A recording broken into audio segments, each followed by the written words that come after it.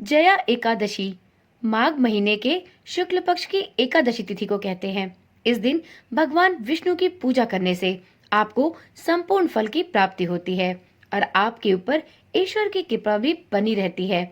इस दिन एकादशी का व्रत यदि किया जाए और विष्णु भगवान के साथ साथ माता लक्ष्मी की पूजा की जाए तो आपके सभी दुख भगवान श्री हरि विष्णु हर लेते हैं।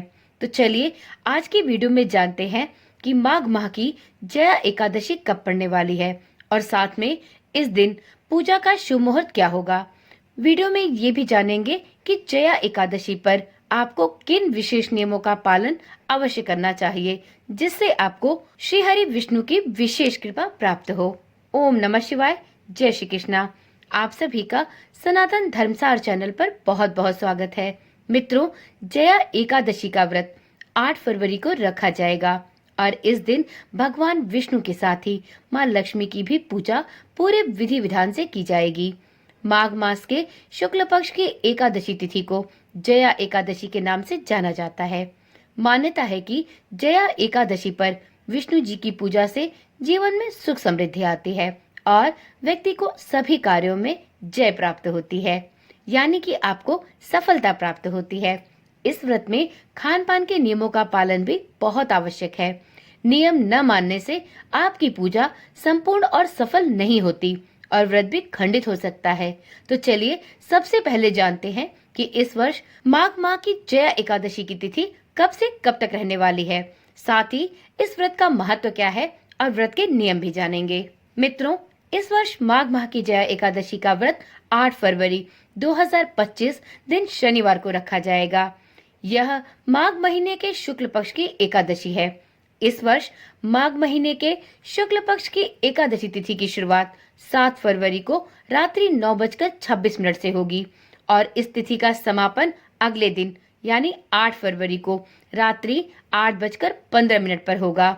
इसलिए यह व्रत उदय तिथि को देखते हुए 8 फरवरी को रखा जाएगा और व्रत का पारण 9 फरवरी को किया जाएगा। आप जया एकादशी व्रत का पारण द्वादशी तिथि में हरिवासर की समाप्ति के बाद अवश्य कर लें।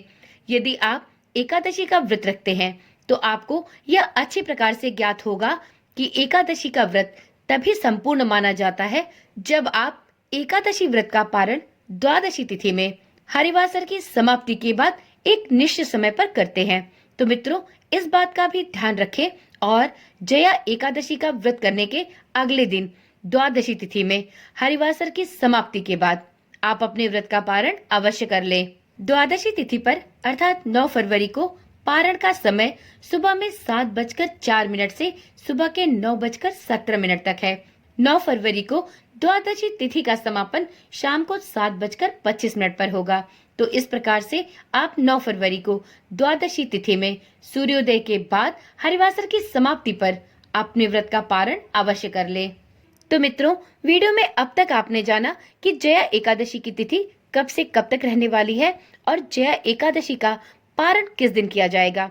वीडियो में अब जानते हैं कि यदि आप जया एकादशी का व्रत रखते हैं तो ऐसे में आपको जया एकादशी के दिन श्री हरि विष्णु और माता लक्ष्मी की पूजा के लिए कौन कौन से विशेष शुभ मुहूर्त प्राप्त हो रहे हैं। तो मित्रों, जया एकादशी पर अर्थात 8 फरवरी को जया एकादशी की पूजा के लिए आपको सुबह में 7:05 से ही शुभ मुहूर्त प्राप्त होने लगेंगे। उस दिन शुभ उत्तम मुहूर्त सुबह के 8:28 से लेकर सुबह के 9:50 तक है।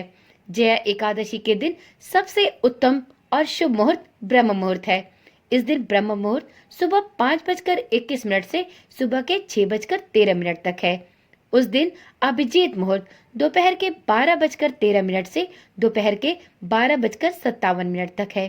तो यह 8 फरवरी को जया एकादशी की पूजा के कुछ विशेष शुभ मुहूर्त हैं। आप अपनी सुविधा के अनुसार जो भी मुहूर्त आपके लिए उचित और सुविधाजनक हो, आप उस शुभ मुहूर्त में श्री हरि विष्णु और माता लक्ष्मी की पूजा संपूर्ण विधि विधान से कर सकते हैं। वीडियो के अंत में जानते हैं जया एकादशी की व्रत से संबंधित कुछ विशेष नियम।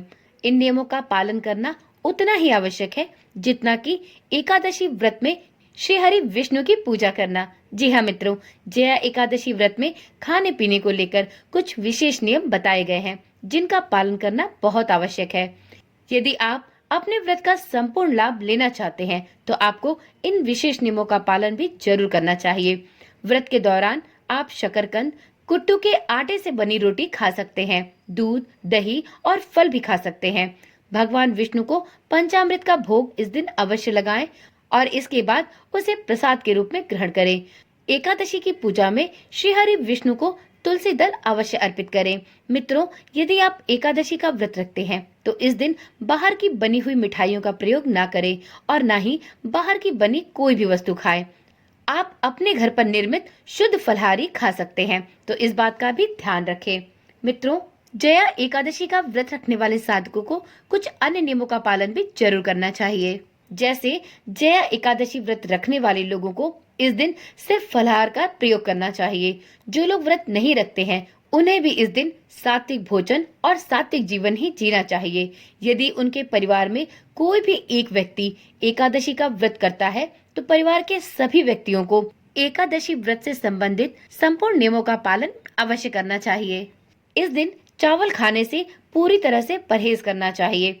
इस दिन अनाज और नमक भी व्रत रखने वालों को नहीं खाना चाहिए। लहसुन, प्याज और मसूर दाल भी इस दिन पूर्णतः वर्जित है। तो इन सभी बातों का ध्यान रखते हुए एकादशी का व्रत करने वाले साधक को सभी प्रकार के पुण्य फलों की प्राप्ति होती है। तो चलिए मित्रों, आज की वीडियो यहीं पर समाप्त करते हैं। फिर मिलते हैं एक ऐसी ही नई और रोचक जानकारी वाली वीडियो के साथ। तब तक के लिए ओम नमः शिवाय, जय श्री कृष्णा, राधे राधे।